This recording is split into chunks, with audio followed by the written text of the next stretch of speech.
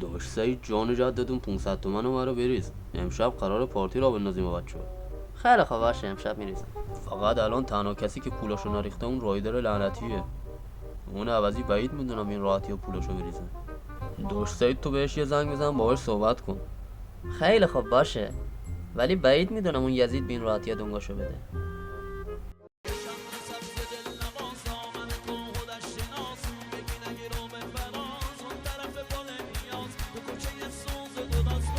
حاجی این همون رقاص است که رضا میگفت بابتش 3 میلیون و 500 دادیم؟ ریده ناموسن. داشت سعید گلاب تو من برم دستشویی مجسمه رو بسازم و بیام. رایدر با آبروی خودت رحم نمی کنی، با آبروی ما رحم کن.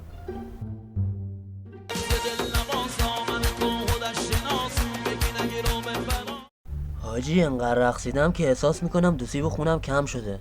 پایه‌اید بریم قهوه خونه؟ بذار از رضا هم بپرسیم. حاجی این هنوز دنگاشو نریخته. حاجی ولش کن، سری بعد میریزه.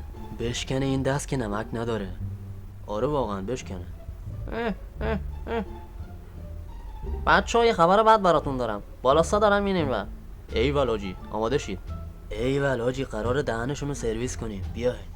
مگه تو با اون چشای کورت میتونی تیراندازی کنی؟ همشو میزنی در و دیوار. من یه زمانی تو ارتش بودم.